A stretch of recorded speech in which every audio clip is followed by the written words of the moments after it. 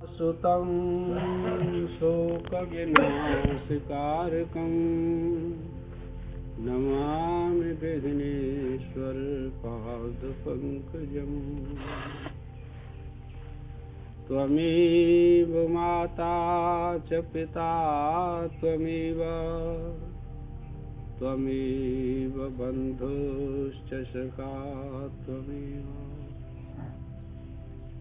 त्वमेव विद्या द्रविणं त्वमेव सर्वं मम देवदेव। श्रीहरिं परमानन्दमुपदेष्टारमीश्वरं व्यापकं सर्वलोकानां कारणं तं नमाम्यहम्। ब्रह्मानन्दं परमसुखदं केवलं ज्ञानमूर्तिं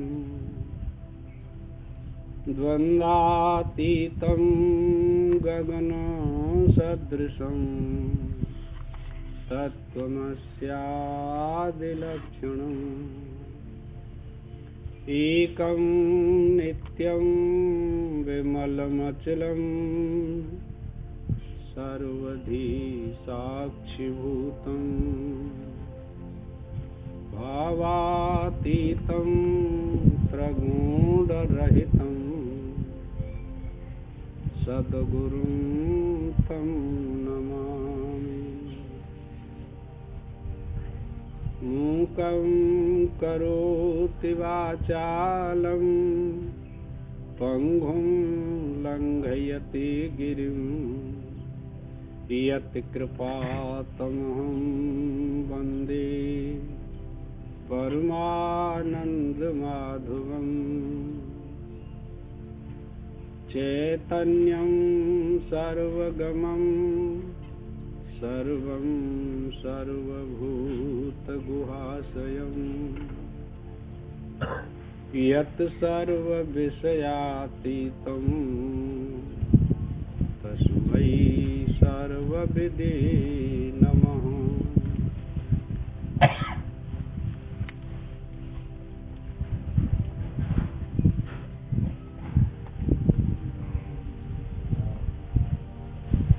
ओम नमो नारायण।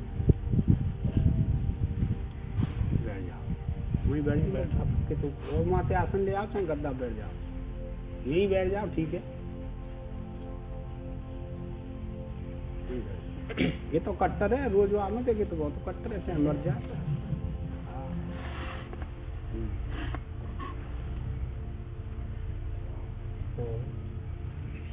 दुखेषु अनुद्विग्मनः सुखेषु विगत स्पृहः वीतराग भय क्रोध स्थितिर्धीमुनुरुच्यते।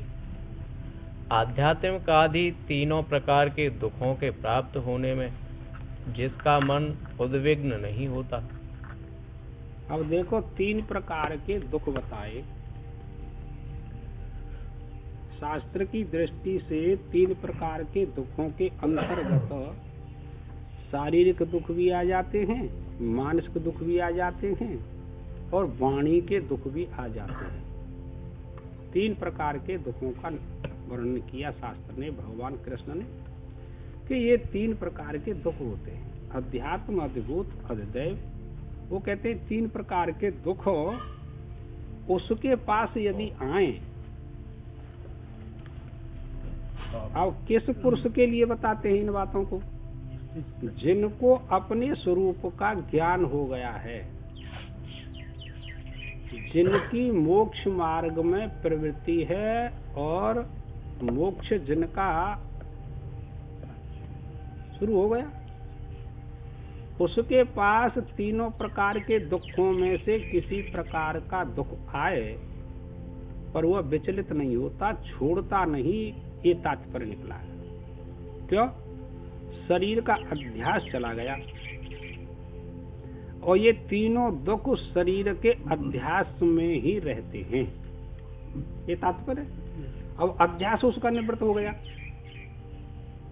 अच्छा, निवृत्त कैसे हो, ये शास्त्र अनेक प्रकार से वर्णन करते हैं।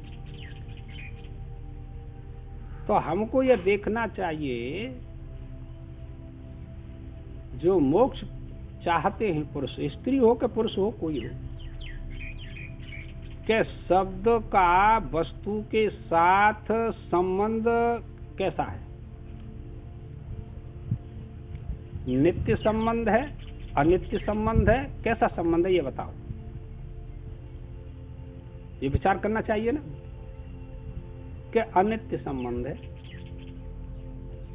बच्चा उत्पन्न हुआ तो अभी उसके साथ उस शब्द का संबंध नहीं हुआ। नामकरण हुआ तो नाम का संबंध हो गया कि नहीं हुआ? है? संबंध हो गया। इसका नाम यज्ञदत्त है, नाम रख दिया। तो यह नाम कल्पित है कि वास्तविक है? कल्पित है। तो अब वस्तु भी कल्पित है और नाम भी कल्पित है। कैसा विलक्षण संसार बनाया परमात्मा ने के संबंध स्थापित कर लिया, पर है अनित्य संबंध। और हमने कैसा मान रखा है? सत्य मान रखा है, नित्य मान रखा है। हम कहे पंडित जी तुम ब्राह्मण ना हो, फिर आपको कैसी खुशी होगी कि दुख होगा? आपको दुख होगा। तुम मोते क्यों? तुमते तो मैंने कह दी कि तुम कब साधु ना होते, तो मेरे को दुख मानना चाहिए कि नहीं? यदि ज्ञान है, आत्मदृष्टि है, तो दुख नहीं मानना चाहिए। साधु नाम तो शरीर का है, कपड़ों का है, बाकी कुछ नहीं है। ये आत्मज्ञान इसी को बताता है। दुखेश उद्गुण मनाहा, दुख की प्राप्ति होने पर वो अपने मन में चलायमान नहीं होता, निष्ठा से टलता नहीं, अपनी निष्ठा को नहीं छोड़ता। मैं परमात्मा को प्राप्त करके रहूंगा और साधन कर रहा है विशेष, और दुख आए तो साधन को छोड़ दे, कि नहीं छोड़ना चाहिए। ये तात्पर्य क्यों? कि उसकी दृढ़ संकल्प है। ये तात्पर्य। ये साधन करना चाहिए, सबका धर्म बनता है साधन करना, भगवान का भजन करना सबका कर्तव्य बनता है, चाहे किसी भी वर्ण व्यवस्था का हो।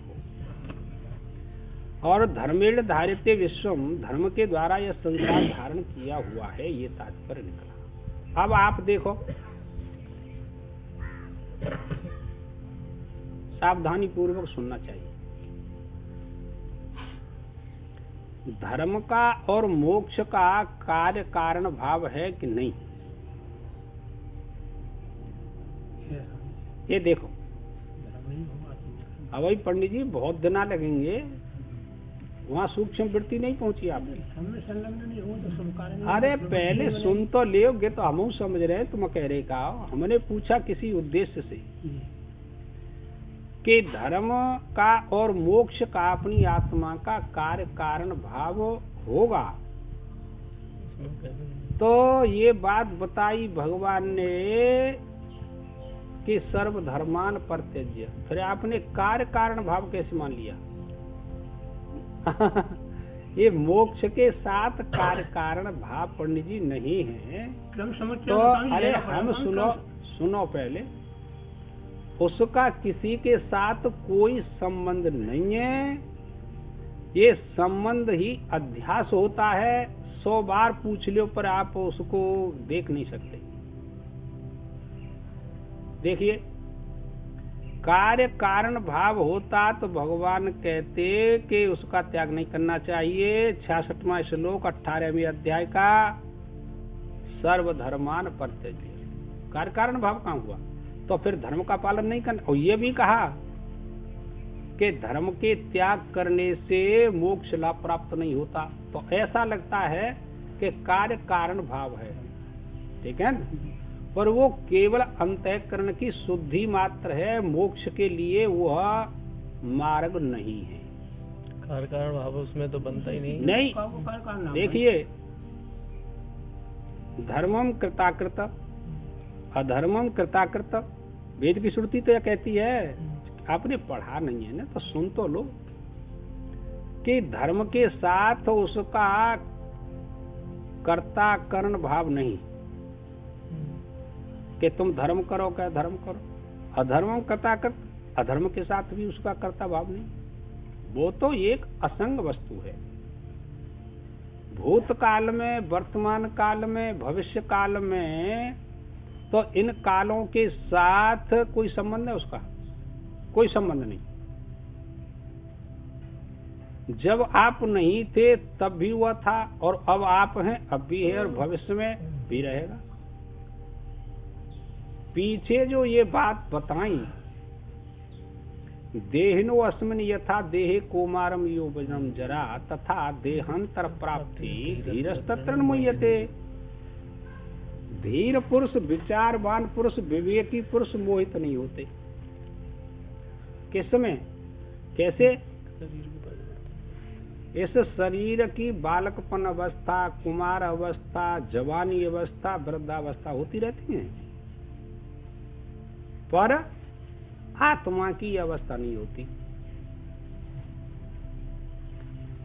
आपका समय व्यतीत हो गया तो अब शरीर पुराना होता चला जा रहा है, तो क्या आत्मा उसके साथ पुरानी होती हुई चली जा रही है?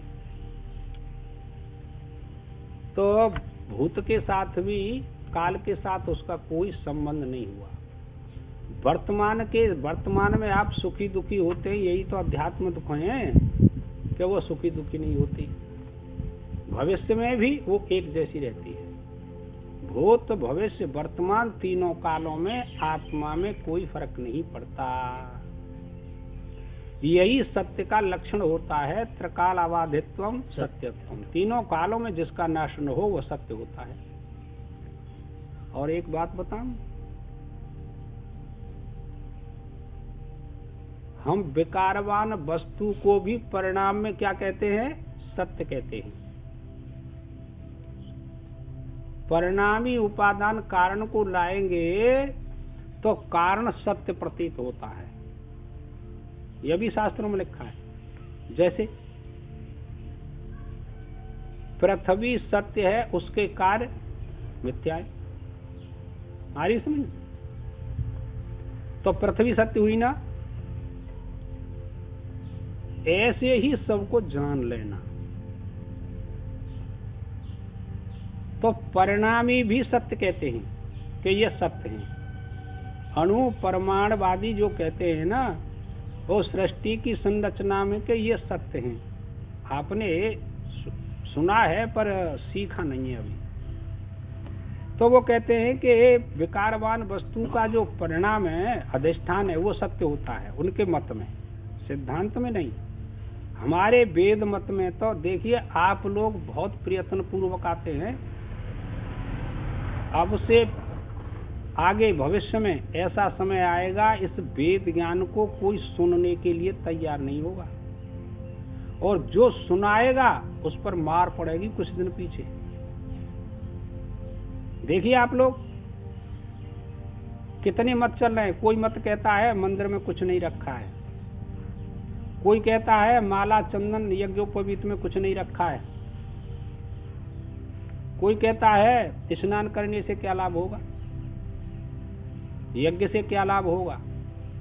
वैदिक ज्ञान का लोप हो जाएगा, एक समय वो आने वाला है, याद रखो। तुलसीदास ने रामायण में चौपाई लिख दी ना, हरित भूमि तृण संकुल सूझन परे हहि पंथ, जिम पाखंड बादते लुप्त हो ये सब ग्रंथ। कोई नहीं सुनेगा आप लोग, मैं पागल हो, मारो जाए। वैदिक ज्ञान, सनातन धर्म लुप्त होता हुआ चला जा रहा है, कोई नहीं स्वीकार करता। भगवान की पूजा अवश्य करनी चाहिए। षोडशोपचार पूजन श्रुतियों में वेद मंत्र आए, आप इसको नहीं रोक सकते। हम क्या करें? वो कहते हैं इस वेद में क्या रखा है, हम कहें सो है। अब भी नहीं मानते, न गीता है, न रामायण है, न भागवत है, कोई नहीं मानते। ऐसे बहुत पुरुष हैं, तो लुप्त हो जाएंगे। बहुत ज्यादा है, बढ़ते जा रहे हैं। तो तीन दुखों की प्राप्ति होने पर आत्मा में दुख नहीं होता। उनका कहने का भाव जो है भगवान कृष्ण का, ये तात्पर्य निकला। अर्थात क्षुभित नहीं होता, उसे अनुद्विग मना कहते हैं। हाँ, क्षुभित नहीं होता, क्षोभ नहीं होता मन में। यह तो भाई अलौकिक ज्ञान है। कोई कोई इसको प्राप्त करता है, सभी थोड़ा ही करते हैं। तथा सुखों की प्राप्ति में जिसकी स्पृहा तृष्णा नष्ट हो गई है। इस कर्म को करने से भारी सुख मिला, इसको नित्य प्रति करूंगा। इस विषय के भोग से यह सुख मिला, इसको नित्य भोगूंगा। आत्मज्ञानी की ऐसी निश्चयात्मका बुद्धि नहीं होती, ये तात्पर्य। तो भाई ये आत्मज्ञान ऐसा ही है, सर्वज्ञता का ज्ञान है ये। सर्वात्म भाव होता है, सर्वात्म भाव आने से परिच्छिन्नता चली जाती है। और जब सर्वात्म भाव आया तो कौन किसकी माता, कौन किसका पुत्र, कौन किसका पिता, तू बता। क्या रहेगा ऐसा भाव? नहीं रहेगा। इसी ज्ञान के लिए मनुष्य शरीर प्राप्त हुआ है। आप मानो न मानो, भगवान के भजन के लिए शरीर दिया भगवान ने आपको। क्या मैं तेरे को मनुष्य बना रहा हूं, जाकर के भजन करना मेरा। और भजन नहीं करेगा तो कौन भजन नहीं करता है? श्वान नहीं करता है, पशु पक्षी कीट पतंग भजन नहीं करते, उसमें भेज दूंगा तो शरीर छूटेगा। जब याद कर लो अच्छी तरीके से।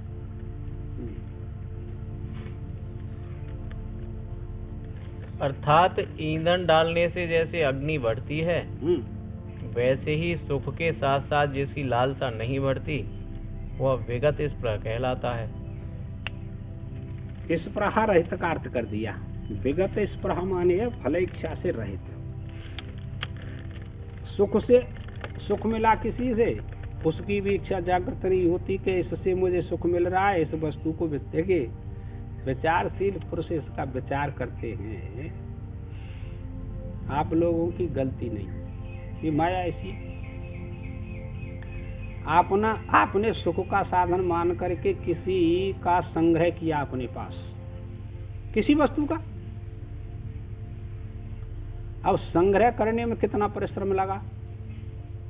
अब वो ला करके अपने घर रख दी या बैंक में रख दी। अब उसकी सुरक्षा के लिए आप कितना प्रयत्न करेंगे? देखो विचार करके कि भाई कहीं नष्ट न हो जाए, कहीं चोर न ले जाए घर में से। क्या समझे? रक्षा के लिए कितना उपाय करेंगे आप लोग, जिसका जवाब नहीं। तो अब भी दुख, संग्रह में भी दुख और रक्षण में भी दुख, जब प्राप्त की उसमें भी दुख। क्या करें? ये नहीं आती समझ में। पर हम कह रहे हैं कि शास्त्र कहता है नित्य प्रति श्रवण करेंगे तो ये बात आप समझ सकते हैं। ये तात्पर्य निकला। एक दिना के श्रवण करने से काम नहीं बनेगा आप लोगों का, एक दिना के पढ़ने से काम नहीं बनेगा। एवं आसक्ति, भय और क्रोध जिसके नष्ट हो गए हैं। अब देख तो प्रश्न क्या था? 54वें श्लोक में प्रश्न किया, स्थित नहीं स्थित प्रज्ञस्य का भाषा समाधिस्थ के सब। ये प्रश्न किया 54वें श्लोक में अर्जुन ने। भगवान ने उसका उत्तर दे रहे हैं कि जिसको मेरी प्राप्ति हो जाती है, आत्मज्ञान हो जाता है, उसके मन में, उसकी बुद्धि में दुख नहीं होता और सुख भी प्राप्त होता है। तो सुख में भी वो लिपायमान नहीं होता। बीतराग भय क्रोधा क्या कहने, बीत गया है राग भय क्रोध जिसका। अब राग क्या है? कि राग कहते हैं आसक्ति को। स्त्री, पुत्र, धन, ऐश्वर्य, ये 4 बातें। 5वां और कर लो, कर्म, सकाम भाव। इनमें उसकी आसक्ति नहीं रहती। किसकी? जिसको अपनी आत्मा का ज्ञान हुआ है कि मैं कौन हूं। तादात्म्य संबंध शरीर का छूट गया, उसका अब संबंध नहीं है, आसक्ति चली गई। क्या करें? ये तात्पर्य। बीत गया है राग भय क्रोध। ये किस में रहते हैं?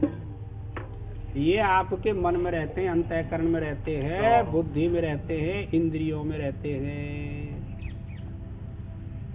आगे आएगा कहाँ पर रहते हैं, इनका स्थान तो होगा रहने का राग भय क्रोध का, के इंद्रियार्थे राग द्वेष व्यवस्थित। अर्जुन, इंद्रिय के अर्थ में राग और द्वेष दोनों छुपे हुए बैठे हैं, सावधान रहना, ऐसे नहीं समझना। ये माया पटक लगाती है, थोड़ा सा साधन करो, बुद्धि में वैराग्य आएगा, घर के लड़ाई कर दे या तो छोड़ दो, अरे कुआ में जा। घर के बालक ही दुखी है, तो मैं भजन काई कर तू, कहा मतलब हुआ काई सुन तू शास्त्र, काई पढ़ तू ले साथ। बालक का ते साथ देंगे है कि धन साथ देगा, साथ देने वाला कोई नहीं दुनिया में। आई समझे, वृद्ध है गए पिता, बाप कह रहे कहने का माँ को चलियो लाला ले गाड़ी, तो गाड़ी दो चाहे तुम्हें गाड़ी नहीं पड़ रही है, हमारे काम पे करे जा रहे हैं, बेटा कार दो बाप लियो सा, तो ये पैसा काम में आया होगा। सबके साथ जी स्थिति है, कोई काऊ का तो रही है, न स्त्री बांट सके न पुरुष बांट सके, अपने अपने कर्म का फल सभी भोगते हैं, याद कर लो। जहाँ मार तो कुछ चैन ना खाई रही, अब तो चले गए माठी, हम वो छोड़ गए, अब तो ना आए बतियो कोई 100 दिना कहिए मांग खा, क्या तू भले ही पैसा बारी किया पैसा बारी के संगे, अरे रोटी मांग खा, अपन भगवान भजन कर, नो टेंशन, तो का लेनो देनो पे बात। ऐसा तो बनना ही पड़ेगा बेटा, तब भाई फंदा कटतवा नहीं, फंदा का कटे रहो है।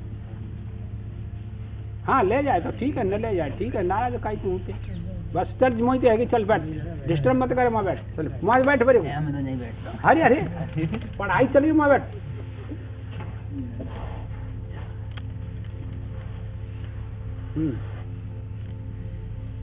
एवं आसक्ति भय और क्रोध जिसके नष्ट हो गए हैं, वह आसक्ति भय क्रोध जिसके नष्ट हो गए हैं, वो सब प्रकार से मेरा भजन करता है।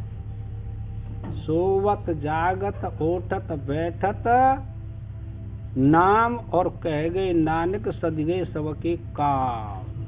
ये बात सबका अधिकार है भगवान का भजन करने में, पर वहाँ तो ठंड लगी रही है, कैसे नामे 5 बजे, कैसे जगह 6 बजे, व्यवहार की बात है, व्यवहार से शुरू हो तो भजन हो है, बताओ तुम, भजन करना चाहिए, नहीं तो फिर अकेलो ही जानो पड़ेगा। सुन ये लाली मिथिलेश नामो का नाम थियो, अकेलो जानो पड़ेगा बेटा, कोई साथ ना जाए, बहुत भजन करे कर।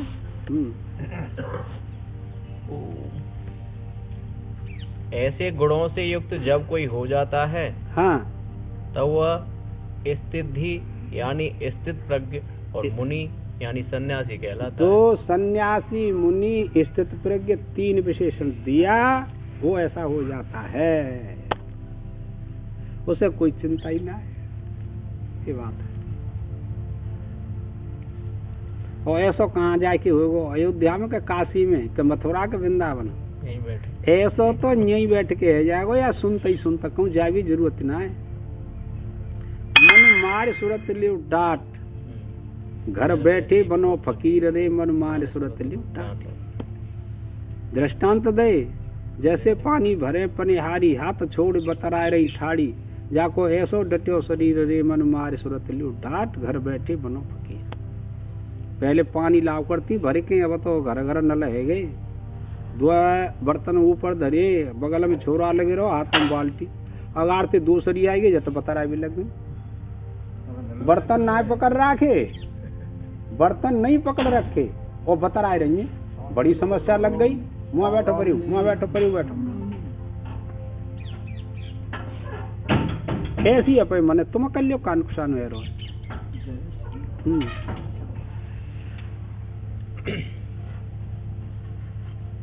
यह सर्वत्रावेशनीय तत्त प्राप्य शुभाशुभम नाविनंदंत न द्वेष्टि तस् प्रज्ञा प्रतिष्ठिता। जो मुनि सर्वत्र अर्थात शरीर जीवन आदि तक में भी स्नेह से रहित हो चुका है। अब तू सुन ले खोपड़िया सही करके, शरीर निर्वाह में भी जिसकी आसक्ति नहीं रही, कि यह शरीर है बादाम मुनक्का दूध घी सब चीज खवाऊं वह कोई चिंता ना आती। शरीर को मिथ्या मान लिया तो बढ़िया भोजन की आवश्यकता करेगा? तुम बताओ, उसे कोई प्रयोजन क्यों? अनात्म वस्तु का क्या लालन पालन करना? ये आपने पढ़ रखी है कि उसकी प्रारब्ध उसकी रक्षा करती है, उसे कोई टेंशन नहीं। यह भी आएगा कि बिना संकल्प के उसके सारे कर्म होते हैं। किसके? महान पुरुषों के, जिसको ज्ञान हो गया है। और पहली बात तो वाकई कर्म रहते ही ना है, कर्म तो रहते नहीं, दग्ध हो गए। पर फिर भी शरीर निर्वाह मात्र के लिए जो भी क्रिया होगी वो प्रारब्ध उसकी रक्षा करती है। प्रारब्धम पुष्यति देहात्म भावनो, अरे प्रारब्ध ही उसका पोषण करती है, चिंता काई कर रही हो? ये हालत खराब प्रारब्ध आएगी तो मार डालेगी। खराब आवेगी ना आवेगी तो मर जान दो। शरीर को अभ्यास तो चलेगा, शरीर तो जब मरेगा। शरीर तो सेठ जी रुक रहो ना भाई, ये तो मरेगा। खूब इंतजाम कर लियो तो मरेगा, सीधी सी बात है। तथा उन शुभ या अशुभ को पाकर न प्रसन्न होता है और न द्वेष ही करता है। ठीक है साहब, नेक कमी रही है वह पूरी कर ले और 2-4 साल पीछा बंदा काट काई को चक्कर में कर रहा। अर्थात शुभ को पाकर प्रसन्न नहीं होता और अशुभ को पाकर उससे द्वेष नहीं करता। ठीक है साहब, यहाँ कह दे शुभ अशुभ को, शुभ में तो आसक्त नहीं होता, अशुभ से द्वेष नहीं करता। कौन से श्लोक में? अगर तू चुना बताए रहो भूल गो, वो कौन बताए दो श्लोक? प्रश्न अरे वो तो खाना तो सबक ही है। सर्वता पाणिपादम तत् सर्वत्व को मान सम्मान दे रहे। मान सम्मान ना है, जाकी बुद्धि अलर्ट रहते हर समय, एकदम वही रहते जाते जो निश्चय होते हैं कि जो विषय चिंतन नहीं कर रहे यहाँ बैठी हुई जी मतलब हो तो ना करो, पढ़ लो। चलो चलो चलो चलो पढ़ लीजिए। जो इस प्रकार हर्ष विषाद से रहित हो चुका है उसकी विवेक जनित बुद्धि प्रतिष्ठित होती है। देखो आप कह दे विवेक जनित बुद्धि ही उसमें प्रतिष्ठित होगी। अविवेकवती बुद्धि नहीं, सूक्ष्म बुद्धि है 4-6 ने की तो वह प्रयत्न करना चाहिए कि मैं वहां प्रतिष्ठित है जाऊं। तो तुम्हें कहा है कि यहाँ आता है जब तक तो ठीक है, महात्मा बहुत मारेगा साहब, ठीक है और यहाँ से गए फिर हुई काम तो काव को का बिगाड़ रहे? अपन ही तो बिगाड़ रहे। जब छोरा पढ़ाए दे लिखाए दे बड़ी है गई, फिर तुम हत्या काय को कर रही हो? उनके काय को अपन तो भावना ला रही हो ना आ रही समझ।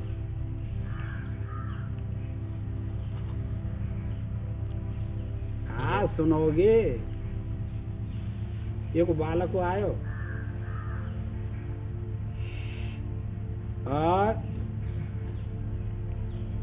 तो काउ क्रिया से अपने पिता में और चाचा में लात लगाई, देलात मैंने कि यार के तो तुमने कहा सिखाया हो जाए, ये तो अगार चले के तुम्हें बहुत दुख देगा। ऐसी शिक्षा नहीं देनी चाहिए। या फिटकारो, तुम फिटकार ना रहे। अब हंसे सब बालक छोटो सो 7-8 साल का, तो शिक्षा तो पहले से ही दी होते है ना। अब तो यार ये मौज तो हुई संस्कार वहां बड़े है कि यूं कि तू रह जाएंगे कहा करे फिर वो तो बच्चा शिक्षा के अधीन हो तो है छोटा सा बालक, उसको शिक्षा देनी चाहिए। इस प्रकार से करो नमस्कार, और तुम ना देखो जा राज्य से कौन छोड़ा सबके काज सिर भर के नमस्कार करे या जितने बैठे कहीं मानती ही ना, ये बात है। तो वो शिक्षा हो चला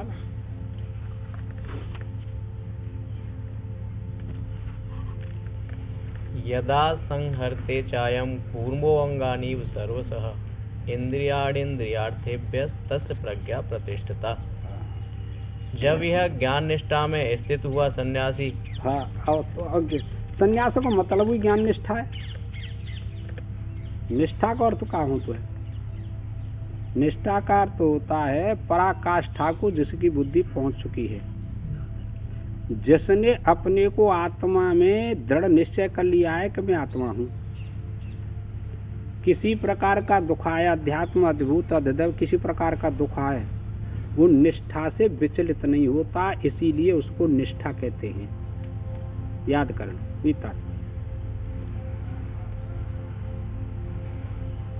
कछुए के अंगों की भांति, अर्थात जैसे कछुआ भय के कारण सब ओर से अपने अंगों को संकुचित कर लेता है।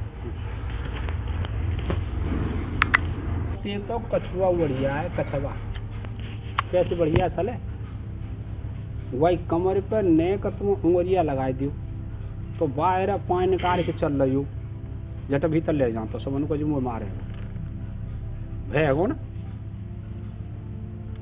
तो परेशानी होगी।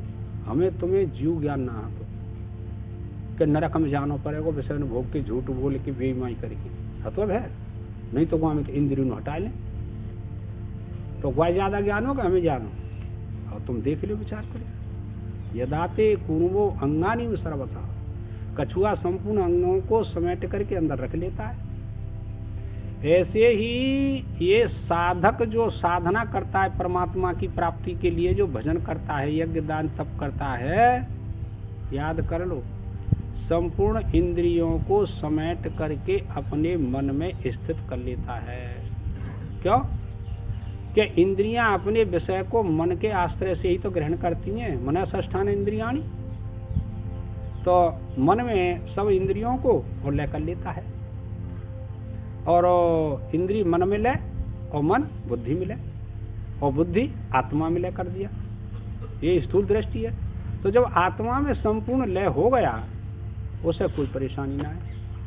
कछुआ की तरह सब समेट के भीतर धन लगी, न कोई पुत्र न कोई पुत्री, न कोई धन न ऐश्वर्य न पद न प्रतिष्ठा, काले नो देनो काल, अकेलो ही तो जाएगो जाते जब मरेगो, जब चाहे स्त्री हो के पुरुष हो। साथ तो पुण्य देगा, धर्म देगा, और कोई नहीं देगा। अज्ञानी पुरुष का साथ देने में वो समर्थ है, पुण्य ये बात। और पाप भी समर्थ होते हैं। चले तकू चल नरक में, वो तो कहीं देखे रहो, चली तुम मैंने धर्म का त्याग किया है, नरक में चल, ये हालत है।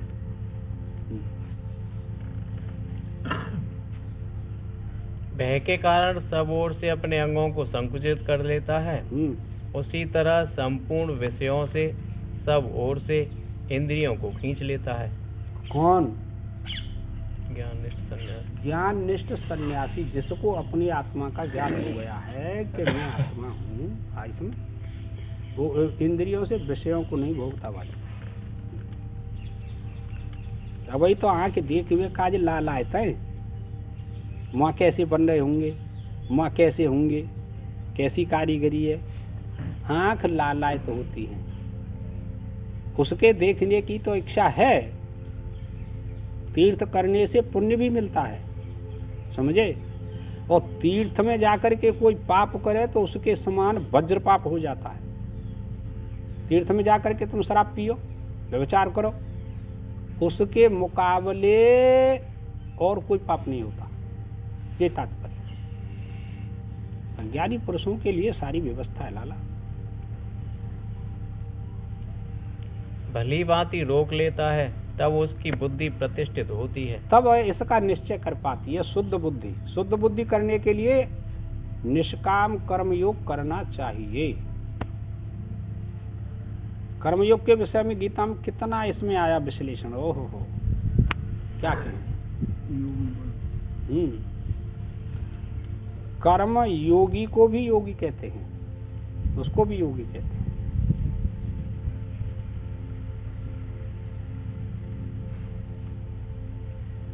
इस वाक्य का अर्थ पहले कहा हुआ है। विषयों को ग्रहण न करने वाले रोगी मनुष्य की भी इंद्रियां तो विषयों से हट जाती हैं। पूर्व पक्षी ने प्रश्न दाग दो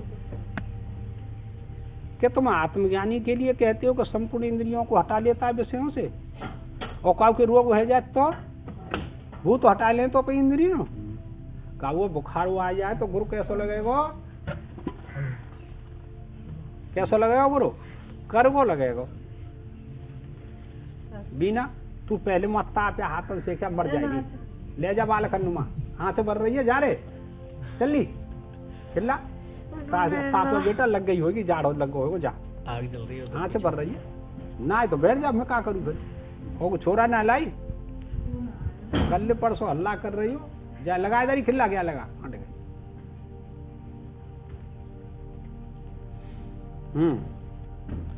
तो वो कहते हैं कि विषयों में राग द्वेष छिपे हुए, उनसे सावधान रहना चाहिए। यह यानी कछुए के अंगों की भांति संकुचित हो जाती हैं, परंतु विषय संबंधी राग आसक्ति नष्ट नहीं होता। कछुआ की भले ही भीतर चली गई इंद्री, पर जाइए को राग बैठो अगर जाऊंगो बिल में बैठो ना। ऐसे ही तुम विशेष साधन कर रही हो तो ऊपर से इंद्रियों को विषयों से हटा लिया आपने, लेकिन उसमें जो रहने वाली आसक्ति है, मोह है, वो सूक्ष्म है, वो दिखाई नहीं देता, अभी बैठा हुआ है। महात्मा है गए भी तो भाई दृष्टांत बता रहा हूँ अपने सामने। महात्मा है गए कई साल रहे, सो कछु दिना पेचार घर आई आए गई और नाती आएगो, ये का छोरा आएगो, छोरा लेके आएगो, 2-4 बातचीत भई। अब तो महात्मा रोवे और घर के रोवे, मैं स्वामी जी ओम नमो नारायण जब चुप हो गई। मैंने कहा लाला तुम काय को आए कि भाई मन कर रही हो, छोरा ज्यादा उन्होंने बिना करिए भाई घर चले गए, रही महात्मा पर। मैं चलो जीव ठीक है। तो जो सूक्ष्म आसक्ति है वो आप जानते नहीं, और वह समाप्त जब होगी जब वैराग्य होगा और आत्मा का दर्शन होगा, तो सूक्ष्म आसक्ति भी नाश को प्राप्त हो जाती है। पर वायकाज प्रियतन तो करे, और तुम प्रियतन बिल्कुल ना कर रहे। प्रियतन तो संसार है काज है, 10 बजे और लेट है गए, चलो फलाई काम करेंगे, घर के किल्लांगे साहब लियो साहब, वाके काज प्रियतन कर रहे हो, छूटनो चाह तो कहाँ पे छूट जाएंगे तुम, वही का तो प्रयत्न करना चाहिए। उसका नाश कैसे होता है तो कहते हैं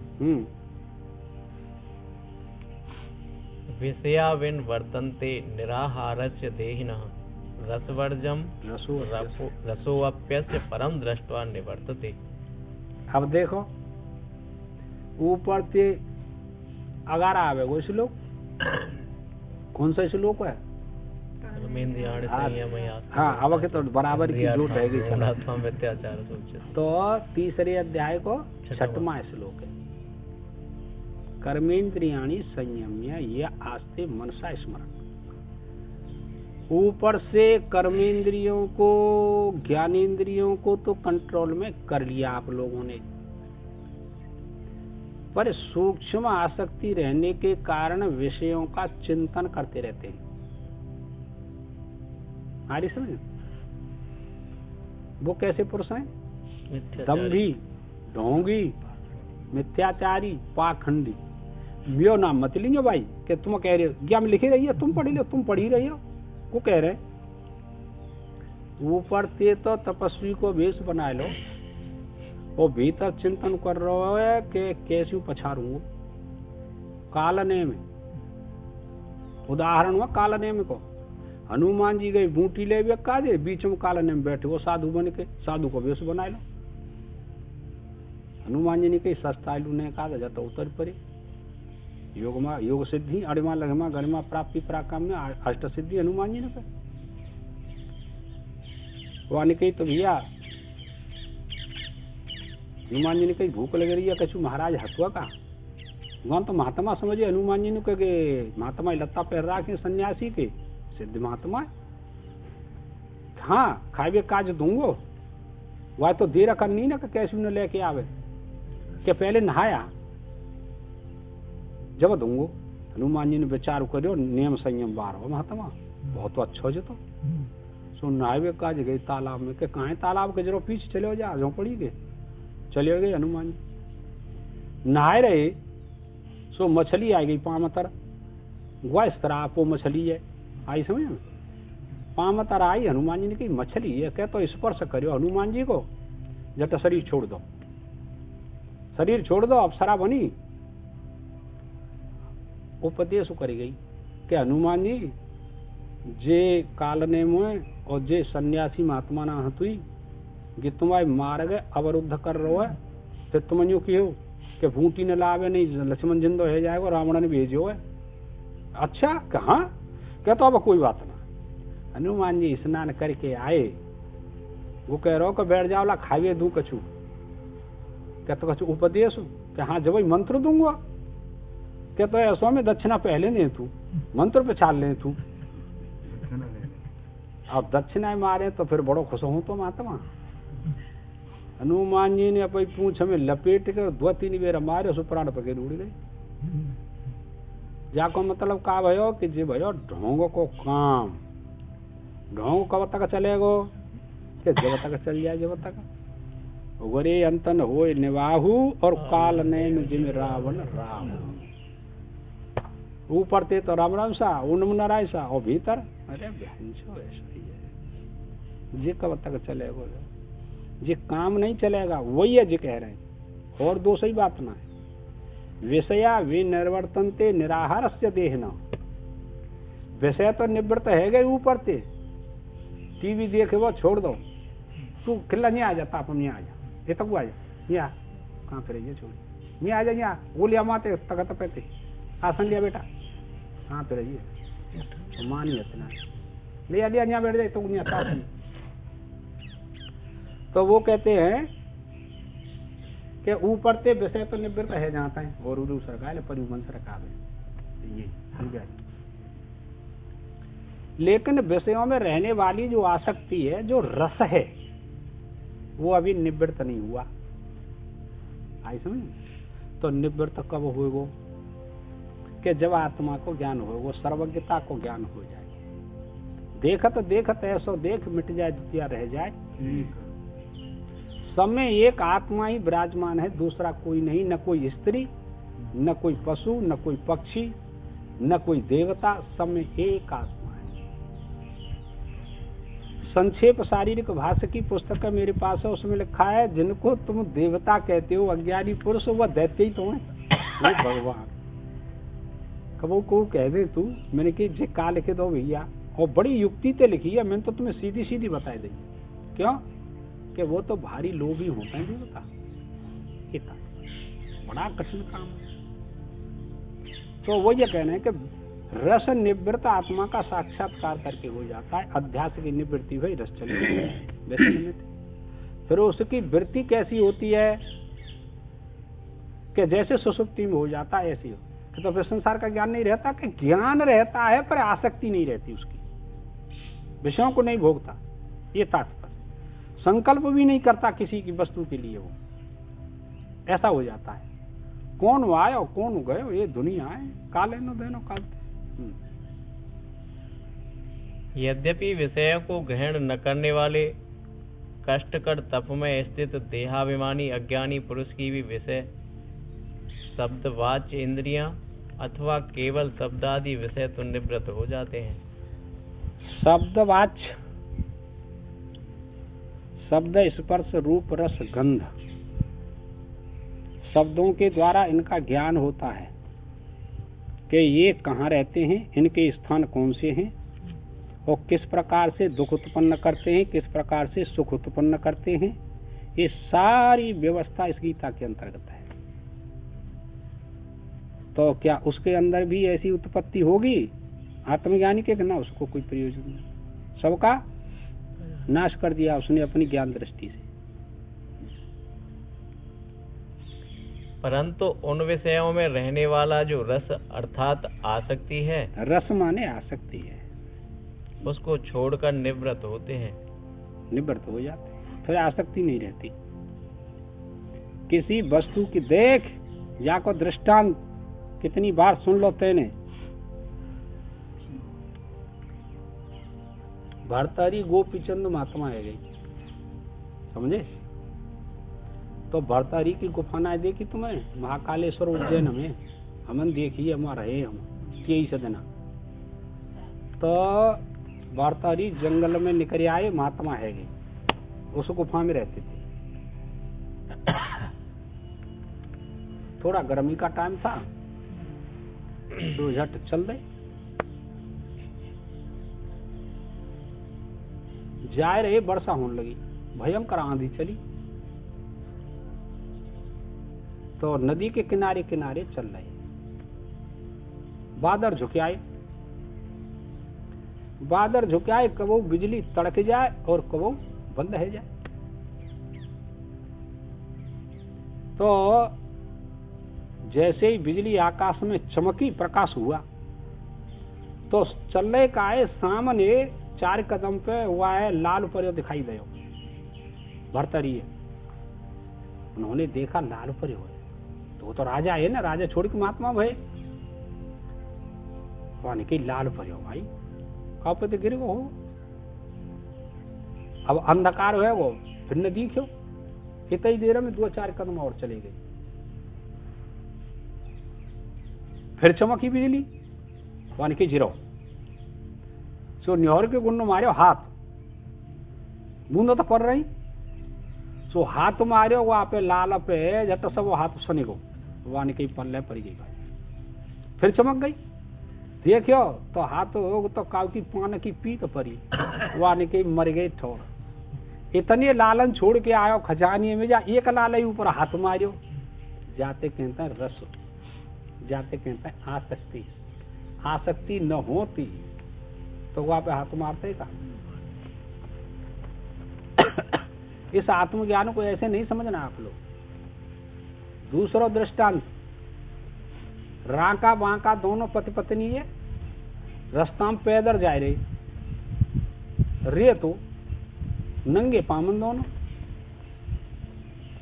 सो अगार चल के कछु असरपी परी, स्त्री रह गई पीछे और गो चल रही ने का अगार 4 कदम कोई ना। तो सुनो पहले, सो अगार असरपी परी मोहर परी, तो विचार करो पति ने कि स्त्री में संग्रह की बुद्धि ज्यादा होते, शास्त्र में सही है जी। कहूँ ऐसा न हो कि गिनू देख के और लुभा जाए और गिनू उठाई लिए, सो लेके मुट्ठी भरे भरे के उन्हें पर ये तो डारन लगे। इतना परम वैराग्य था और आत्मज्ञान हो। राका बांका को गीता वही की बात है, आई समझ में। इतनी देर में वो पीछे ते आ गई कृष्णा, उनके क्या कर रही हो, जट चुप हो गए। उन्होंने कही के मट्टी ते मट्टी क्यों दाव रही हो, वाकी दृष्टि में दोनों मिट्टी और गुनई दृष्टि में मोहरई सोनो, इतना अंतर होता है। ज्ञानु पकत्व है, ऐसे नहीं समझना तुम लोग। ज्ञान भी पकता है, भक्ति भी पकती है, सब काम होता है। आसक्ति रहे तो भेद बुद्धि थी, फिर भी आसक्ति तो उनकी भी नहीं थी, पर भेद था इसमें। अब वही बहुत दिन आप पढ़े, जब आंगी जी बात समझ में रस बैठा हुआ था, बहुत सूक्ष्म बैठे हुए रस। हाँ, तो अब वृत्ति चली गई, समलोष्टा समकांचन कहाँ करे फिर। अब स्वामी जी राका वाका को अवतार तो ना, ये तो अब जी राका बांका होंगे तो अपने काज न तुम्हें न पैसे कछु लेनो न मोह लेनो, जैसी चल रही है गाड़ी में। हाँ, सत्संग मिल जाएगा जी बहुत है। परंतु उन विषयों में रहने वाला जो रस अर्थात आसक्ति है, उसको छोड़कर निवृत्त होते हैं, अर्थात उनमें रहने वाली आसक्ति निवृत्त नहीं होती। हाँ, आसक्ति रह जाती है। इंद्रियों को ऊपर से बस में कर लिया आप लोगों ने, ज्ञान इंद्रियों को रोक लिया, कर्म इंद्रियों को रोक लिया, समझे। लेकिन आसक्ति अभी बाकी है, वो रस होता है, वो धीरे धीरे हो जाएगा काम।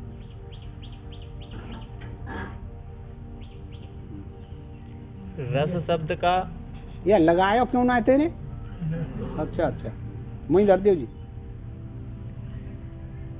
रस शब्द राग आसक्ति का वाचक प्रसिद्ध है,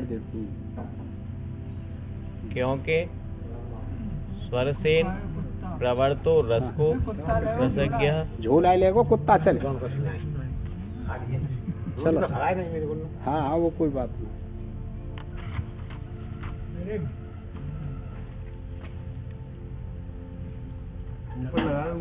दवा दूध दे यार बारा जैसे करें ना ही करें तो मानता ना।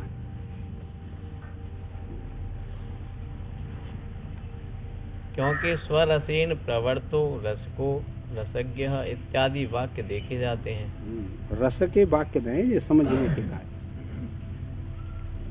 और रागात्मक सूक्ष्म आसक्ति भी इस यति की परमात्म रूप ब्रह्म का प्रत्यक्ष दर्शन होने पर निवृत्त हो जाती है।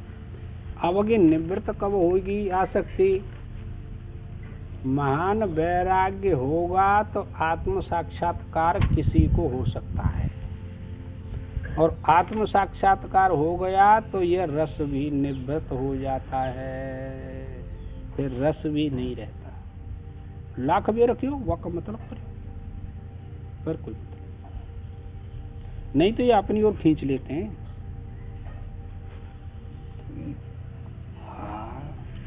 अर्थात मैं ही वह ब्रह्म हूँ, इस प्रकार का भाव दृढ़ हो जाने पर देख अब तू पढ़ ले, उसका विषय विज्ञान निर्बीज हो जाता है। विषय जो बीज क्या था? अज्ञान, आसक्ति, तो पुनः जन्म नहीं होगा। अब तुम अपने ऊपर घटाओ सगवातन ने कि जब सुलभा पहुंची, गार्गी पहुंची राजा जनक के यहाँ, तो निर्वस्त्र थी सुलभा। तो राजा जनक की सभा लग रही ऐसी पहुंची तो निर्वस्त्र स्त्री हो तो उसका मन कैसा होगा? ये देखा आपने कभी विचार करके? तुम निर्वस्त्र हो तो कैसा होगा? ये बहुत विलक्षण विचारणीय है। हम हरिद्वार के कुंभ में जब पुल टूटे का मुझे सो नागन की पंक्ति लगी रही, दो बिल्कुल नंगे, कोई वस्त्र नहीं, लंगोटी नहीं, और लेन पे बैठे दर्शन कर भी बारे दर्शन करते जाते, कोई 50 रुपया, कोई 100 रुपया, कोई 1000 रुपया, कोई 500 रुपया, ऐसे नई नई बालक सब धरते जाते। एक लड़की आई बड़ी सुंदर, सो जवान महात्मा वा के सामने हाथ करके खड़ी है गए। माने नमस्कार करी, महाराज क्यों रास्ता क्यों घेर ले, हटाओ। महात्मा ने कही कि तो हम अवधूत है, नंगे रहता है, नंगे रहते का तुम ज्ञान है वो आत्मा को? कि सब तो नहीं रह सकते नंगे, कहाँ सब नहीं रह सकते, पर तुम कछु तो दो। वाने कि हम नंगे हैं यहाँ, तो तुम दोगे कछु हमें? तुम्हारे पास कहा है? मतलब वे सब हई वह सबको पड़ा उतार दे छोरी ने, जवान छोरी, बोलो अब क्या करो, शर्म करो ने का मन। तो बाबूजी जे अपने मन में अंदर ले जाओ, जे कहा बवाल है वो ये कह रहे हैं कि सुलभाते कही कि तेने समाज बिगाड़ दिया राजा जनक ने, नंगी क्यों घूमती है? तब सुलभा ने कही अमन तो तू विधेय समझियो, जब आए थे न्याठी नगरी में, आत्मज्ञानी समझो, विधेय समझो, स्थिति प्रज्ञ समझो। तू तो चमार, तू ज्यादा चमार लेकर से हो, तेरी तो देह दृष्टि है, तू क्या उपदेश करेगा हमको? फिर राजा जनक ने कही कि तो देवी तू हमको उपदेश कर दे उस आत्मा का विषय।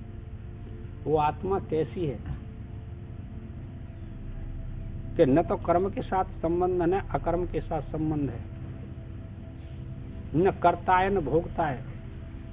कि वाणी के मैं क्या करूंगी उपदेश, तेरी दृष्टि खराब है, ऐसे ये याज्ञ बल के ये उपदेश करेगा। उपनिषद में तुम देख लियो, मेरे पास रखी है यजुर्वेद। तो ये आत्मा का तुम सुन रहे हो, आए जहाँ तो कोई बात ना होती, होगा जाको होगा, जो जितना प्रयत्न करेगा उतना हो जाएगा। एकांत में तुम्हें कोई रोक भी आए रहो, स्त्री पुरुष नाती बेटा कोई रोक भी आए रहे तुम्हें क्या ऐसी वृत्ति मत लाओ, ऐसा अभ्यास मत करो, कोई ना आ रहो, जैसे तुम्हें दिखे ऐसे करते रहो, मरो जन्मो मरो जन्मो, ये हालत है सभी संसार की। हाँ जी। अभिप्राय यह है कि यथार्थ ज्ञान हुए बिना राग का मूल छेद नहीं होता। ठीक है साहब, एक यथार्थ ज्ञान होता है, एक अयथार्थ ज्ञान होता है। अयथार्थ ज्ञान स्वर्गलोक, नरकलोक, ब्रह्मा को लोक और ऐश्वर्य और ये सब अयथार्थ ज्ञान के अंतर्गत आते हैं। खूब ज्ञान कर लियो, कर्मकांड को कितना ज्ञान कर लियो, जन्म होगा मरेंगे, जन्म होगा मरेगा, तादात्म संबंध अध्यास बना रहता है। अतः यथार्थ ज्ञान रूप बुद्धि की स्थिरता कर लेनी चाहिए। यथार्थ ज्ञान की बुद्धि में स्थिरता कर लेनी चाहिए। इसका मतलब है बुद्धि में दृढ़ निश्चय कर लेना चाहिए परम वैराग्य के द्वारा। ये पर वैराग्य होता है, एक अपर वैराग्य होता है। वो भेद तो तुमने कई बार सुन ले। हाँ, यथार्थ ज्ञान रूप बुद्धि की स्थिरता चाहने वाले पुरुष को क्या करना चाहिए? पहले इंद्रियों को अपने वश में कर लेना ठीक चाहिए। है साहब। अब फिर साधन बता रहे हैं, अब तक समझ में नहीं, फिर बता रहे हैं कि पहले स्थूल इंद्रियों को अपने वश में करो। कैसे करें? पुत्र न माँ की बात माने न पिता की बात माने। माँ बाप तो शिक्षा देंगे ना।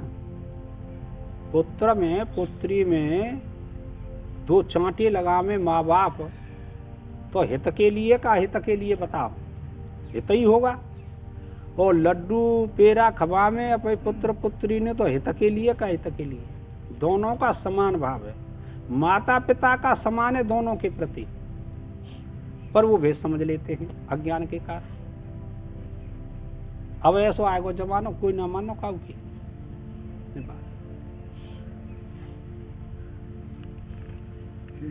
क्योंकि उनको वश में न करने से दोष बतलाते हैं।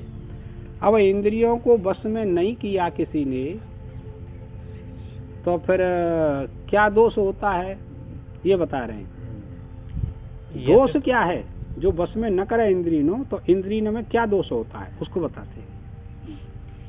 यततो ह्यपि कौन्तेय पुरुषस्य विपश्चितः इंद्रियाण प्रमाथीनि हरन्ति प्रसभम मनः। हे कौन्तेय, जिससे कि प्रयत्न करने वाले विचारशील बुद्धिमान पुरुष की भी। अब जाए श्लोक है तो बिल्कुल फिट कर लियो पे बुद्धि में। घर छोड़ दो, खाइबो पीवो बंद कर दो, पत्ता खा रहे, जंगल में गुफा में रह रहे, नदी के किनारे,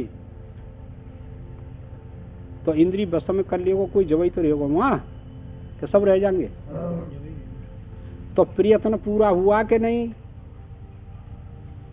लेकिन भगवान कहते हैं, वेद शास्त्र कहते हैं कि ऐसे पुरुषों के मन का भी ये इंद्रियां हरण करके विषय में नियुक्त कर देती हैं। क्या करें बताओ? घास पात ये खामत हैं इतने सतावे काम, ओ हलुआ पूरी खाते हैं उनके विद राखे। बताओ क्या करें? ये हालत है। जो परमात्मा का भजन करता है उसको पौष्टिक पदार्थ खाने की कोई आवश्यकता नहीं है, पर रहो ना जा तो सामने आएंगे तो ऐंच ले।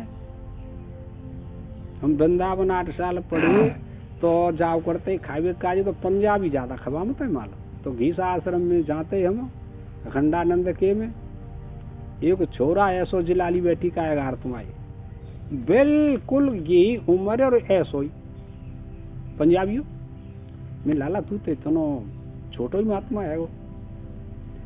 बद की में बैठा तू जहाँ कहू जा पाऊ आश्रम में जो दक्षिणा मिलती कहीं में हुआ दे दे। तो मैं पहले थी हमारा स्वभाव ऐसो। तो फिर रबड़ी आई वहां में अंगूर पड़े, गर्मी को टाइम हो तो खूब खाई ली। मैं कि कम खाओ करे के ना स्वाद लगे, तुम बैठी रही होने का जी तो सब बंद है मैं खाई लू। मैं खाई लेती रही। फिर बहुत बढ़िया खीर आई, काजू किशमिश मुनक्का सब पड़ी। अब झिके तो गयो वहां की स्वामी एक दो नाम ले लू, तुम झूठी लग जा, मैं सब में लगू न लगू तू खाए ले कैसी भाई। आज तक याद है इतना हंसा हम तो, और ऐसो गोलमोल हो ऐसो 12-13 साल को बस। तो जे गुत बालक हो वो का जान नहीं हो, पर जो जानकार हैं घर छोड़ो भजन कर रहे हैं, अब पुण्यों के होगा फिर भजन का होगा पौष्टिक न खाने तो फिर भजन को काम ना है, शरीर में आ सकती है। आज समझ ये सब त्याग करना पड़ता है। हाँ जी। बुद्धिमान पुरुष की भी प्रमथनशील इंद्रियां।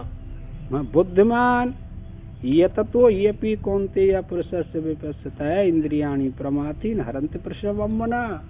जो दिन रात यत्न कर रहे हैं कि वह प्राप्त करें आत्माएं, कहाँ बैठे हो हमारे हृदय में दिखे, ऐसे पुरुष के मन का हरण करके इंद्रियाएं विषय में नियुक्त कर देती हैं कि कहाँ जा रहे हो, ये आ जा, ले का लेगो, कितनो धन लेगो। नचिकेता ते कहा कही, नचिकेता ने प्रश्न जी करियो, का धर्मम कृता कृता धर्मम कृता कृता। मैं यम आपसे पूछता हूँ कि धर्म में प्रवृत्ति नहीं होती उस आत्मा की, अधर्म में प्रवृत्ति नहीं होती, वो कैसा आत्मा है उसको मेरे लिए उपदेश कीजिए आप लोग, उसका स्वरूप क्या है इसे बताइए, इसीलिए आया हूँ। 10-12 साल का बच्चा जब ऐसे गंभीर उपदेश सुनना चाहे, उसका परम वैराग्य था, कई जन्मों के पुण्य थे, कोई सामान्य काम थोड़ा ही है। हाँ जी, उस विषयाभिमुख हुए पुरुष को क्षुब्ध कर देती हैं। क्षुब्ध का विषय सामने आए ना है कि क्षुब्ध भयो ना मन में तुरंत, इसीलिए बच के रहना चाहिए। जो साधन करता है उसको बच के रहना चाहिए। तुम रह रहे हो बच के कि तुम भैया रह रहे हो, बोलो विजंदन ना रह रहे हो, सांची चुनाव कहीं तई तुम आते बड़ी हो कि छोटी हो, तुम ना कर सकते जा काम है, केव तो बुरी लगेगी कैसा हमारी वहां तो धज्जी धज्जी कर दी, धज्जी ना आएगी, बहुत प्रवेश करेंगे बाकी तो बुद्धि खोपड़ी सही है जाई तुम्हारी। वो ऐसा आदमी है विजंदर, जा चीज छोड़ दई फिर दोबारा ग्रहण नहीं करेगा, अच्छा मर जाए, ऐसा आदमी। हम बहुत दिन से संग रह रहे, 30-35 साल है। व्याकुल कर देती हैं और व्याकुल करके उस केवल प्रकाश को ही देखने वाले विद्वान के हो। अब देख खोपड़ी है, तू सही कर ले, तू विजंदर हुई और वो को बाप जा देख तू का कह रहे हैं। हर समय प्रकाश देखने वाली बुद्धि आपकी है गई, फिर भी उसके मन में क्षोभ कर देती हैं। समय पाया नहीं को दे तो हुए नहीं। काल की निर्विकल्प समाज में का पई ओर से कह रहा हूँ, निर्विकल्प समाधि में स्थित हुए पुरुष के समय आने पर वो संस्कार उभर करके ऊपर आ जाते हैं। निर्विकल्प समाधि नहीं लिखी पढ़ी नहीं वो, हाँ का करो फिर। अब तुम जो कहता कि हम तो पूरे है गए, हम तो ज्ञान है, ज्ञान के तो ढेंगू है कि नहीं करे और जाए क्यों तो बड़ी भारी बुरी बात कह दी। लत्ता रंगे तुम यहाँ पे कह रहे हो, फिर का आएगा घर कोई चिंतन करेगा, कोई फिर का मूर्खता को लक्षण ना है।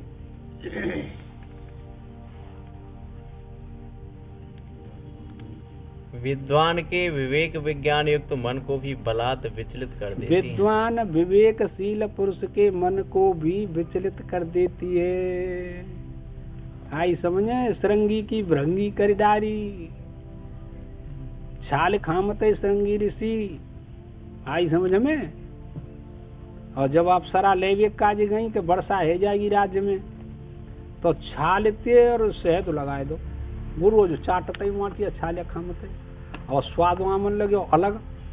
उन्हें कही जी तो बड़े पदार्थ हैं, जट ये दिन पकड़ ले खामत भाई।